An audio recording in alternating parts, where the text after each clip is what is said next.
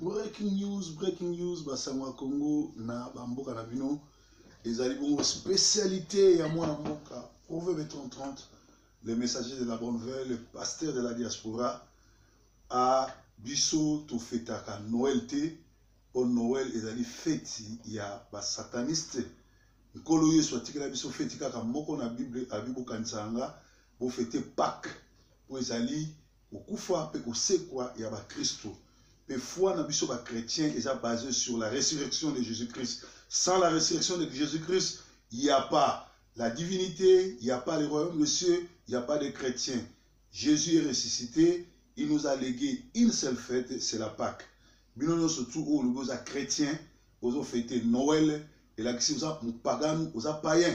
Vraiment, pour nous avons dit que le 25, nous avons fêté Banamike, donc nous avons souhaité Banamike, nous surtout fêté Banamike malam, parce que Noël, elle est faite, il y a des satanistes, il y a des journées pour dépenser, il y a des biloko, tout, et dans le cadre, il y a marketing. Donc, vous avez la Sentinelle TV spécial Breaking News spécial Congo. Alors, dans Congo, nous avons le 26, ils ont un sommet, il y a le pays des Grands Lacs, le pays à Sadek, il y a le pays à Afrique australe, ils ont se tenir dans Brazzaville. Alors, et là, ils ont sabatouyané. Sommet wana ils ont se tenir dans Brazzaville, ils allaient kaka na thème moko sécurité à la République démocratique du Congo après et avant et après les élections. Mais avant tokende nango, boye bango ke Kabila a tout aki tolo, alobaki Congo eza ferme matata na ye. Congo eza ferme koko na bango et pourtant c'est un Rwandais criminel. Nazo sabino biliaki bikoki parce que na ngongo toujours ba américain ba PC til le 31 décembre à le pays exil ou à Kenubora Ngunda. Donc Kabila na Congo a tiré na mikolo rotanga bu calculer le 26 et tiré 5 jours pour le 31 koka.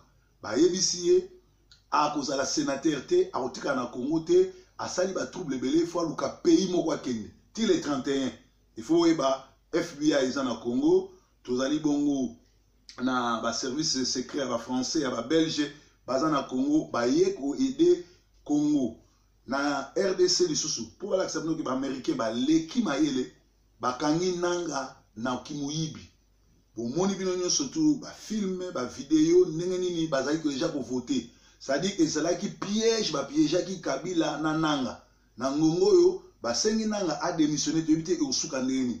Est-ce qu'il y aura des élections, est-ce qu'il n'y en aura pas to éviter, mais et là vous mawa mingi parce que lobby la service n'a vu sur la perception information qu'il y avait une réunion secrète entre Kabila, Bato Kabila, Bato Tshisekedi du Chilombo, na ambassadeur il y a Belgique. Tout éviter.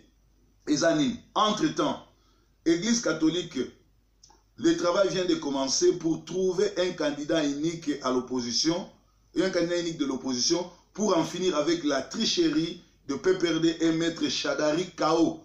D'ailleurs, Chadari, partout où il est passé pour faire sa campagne électorale, il a été saboté, critiqué, injurié. C'est-à-dire, il y a PPRD, Souki, parce que triché, mal Souki a triché, monde entier va dire que Chadari a vomi par la population.